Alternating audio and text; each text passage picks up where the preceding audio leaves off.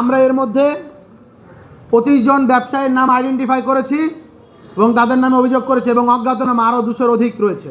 বড় অংশ যখন পতিত ফ্যাসিবাদের নিয়ন্ত্রণে থাকে, তাদের এনাবেলার হয়, বাংলাদেশপন্থী অর্থনৈতিক না হয়ে সেগুলো যখন দিল্লি থেকে নিয়ন্ত্রিত হয়, তখন এটা বললাই বাহুল্য বিচারিক প্রক্রিয়ার মধ্য দিয়ে ব্যতীত অন্য কোনোভাবেই এই বাংলাদেশের পতিত ব্যবসায়ীদের রিকনসিলিয়েশন সম্ভব না। তাই আমরা বিচারিক প্রক্রিয়ার দ্বারস্থ হয়েছি, আন্তর্জাতিক অপরাধ ট্রাইব্যুনালের মুখোমুখি হয়েছি।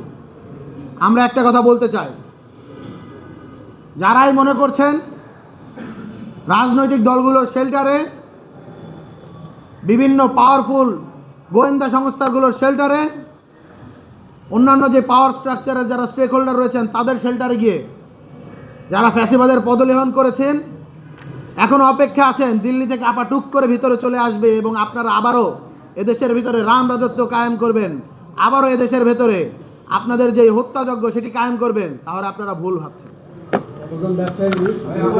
সুতরাং আমরা আজকে অভিযোগ দায়ের করেছি। ছবিটা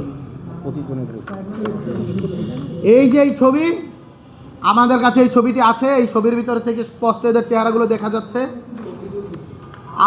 আমরা এর মধ্যে 25 জন ব্যবসায়ীর নাম আইডেন্টিফাই করেছি এবং তাদের নামে অভিযোগ করেছে এবং অজ্ঞাতনামা আরও 200-র অধিক রয়েছে।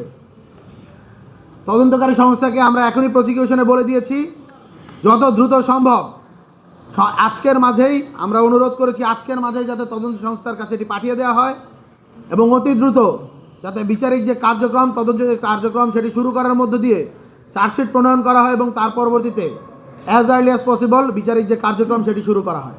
তো আপাতত আমরা ব্যবসায়ীদের বিরুদ্ধে শুরু করে এটা আজকে দায়ের করেছি, অভিযোগ দায়ের করেছি। সাংস্কৃতিক কর্মীদের আমরা যেটা বলেছি সেটা এখনও আমাদের পুরো কাজটা গোছানো হয়নি, প্রক্রিয়াধীন রয়েছে, আমরা অতি শীঘ্রই এটি সমাপ্ত করব। তো আমি এতটুকুই বলতে চাই, যারাই এখনও ফ্যাসিবাদের সাথে জড়িত রয়েছেন, ফ্যাসিবাদের এনাবেলার রয়েছেন, সতর্ক হয়ে যান। আপনারা বাংলাদেশপন্থী রাজনীতিতে ফিরে আসুন, বাংলাদেশপন্থী যেই আমাদের যে জাতীয় ঐক্য গঠিত হয়েছে সেটি ফিরে আসুন, জুলাই গণ অভ্যুত্থানের যে চেতনা সেটিকে সমুন্নত রাখুন। ইনকিলাব জিন্দাবাদ।